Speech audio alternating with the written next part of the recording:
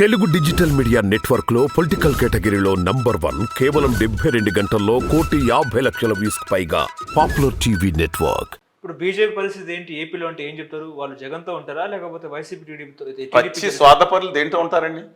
పచ్చి అవకాశవాదులు దేశంలో దేంట్లో ఉంటారు? వాళ్ళు అలాగే ఉంటారు. ఒకవేళ జగన్మోహన్ రెడ్డి గారు నెగ్గుతారంటే అలా ఉండి ఎల్వి సుబ్రహ్మణ్యం గారిని పెట్టి కొట్టిస్తారు. ఎల్వి సుబ్రహ్మణ్యం గారు నాకు విచిత్రంగా ఉందండి.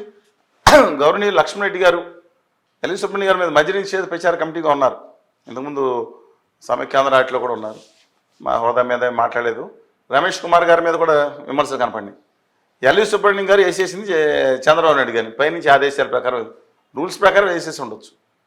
కలెక్టర్ కాన్స్టిట్యూంట్ పెట్టడానికి కూడా ఉండాలా లేదని అడుక్కునే పరిస్థితికి చంద్రబాబు నాయుడు గారు తీసుకెళ్లారు. ఇవాళ వీళ్ళందరూ కలిసి మీటింగ్ పెడతారు. సిటిజన్స్ ఫర్ డెమోక్రసీ అని సంతోషం. I'm not denying that. కానీ ఇంతకుముందు మమ్మల్ని నానా ఇబ్బందులు పెట్టినప్పుడు ఇటు సిటిజన్స్ ఫర్ డెమోక్రసీ ఏమైపోయిందండి? ఇప్పుడు చేస్తున్నారు.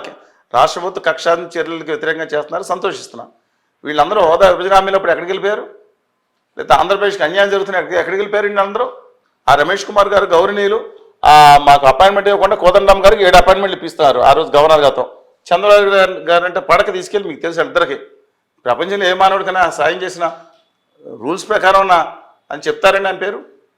వ్యక్తిగతంగా నేను honest person, that is different issue. ఇవాళ పరస్పర విభిన్నమైన వ్యక్తులందరూ కలిసిపోయారంటే కల్పించిన కానీ జగన్మోహన్ రెడ్డి గారు. ఇప్పుడు తెలంగాణ ముఖ్యమంత్రి అలాగే డిప్యూటీ సీఎం మూడుని కలిసినారు, పిఎంని కలిసినారు. ఇప్పుడు తెలంగాణపై కరుణిస్తుందా బీజేపీ అంటే ఏం చెప్తారు? టక్కు టమార్ గజకర్ణ గోకర్ణ ఇంద్రజాల మహేంద్రజాల విద్యలు ఎన్ని పెట్టినా సరే తన రాజ్యాధికారం కోసం చేస్తుంది తప్పితే రాష్ట్రం బాగు కోసం ప్రత్యేకించి తెలుగు రాష్ట్రాల బాగు కోసం ఉత్తర భారతీయ జనతా పార్టీ ఆలోచిస్తుంది అనుకోవట్లేదు. వాళ్ళు పొద్దు నుంచి రాత్రి వరకు గుమ్మా వ్యాపారులు గుమ్మాల వ్యాపారులు.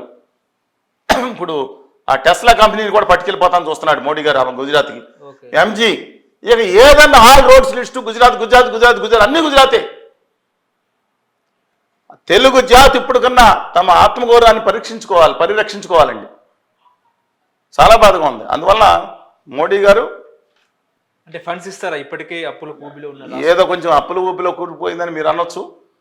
మిగతా రాష్ట్రాలతో పోల్చుకుంటే పర్వాలేదండి. మీ అభిప్రాయం మీది, నా అభిప్రాయం నాది.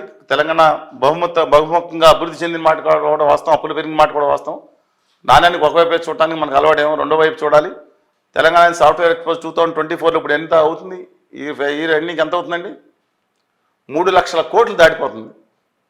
ఆంధ్రప్రదేశ్లో దానికే 10 ఏళ్ళు అక్కర్లేదు. గంధం వహించిన ముఖ్యమంత్రి ఇద్దరు ఉన్నారు. ఒకరిని చేశారు చంద్రబాబు నాయుడు గారు.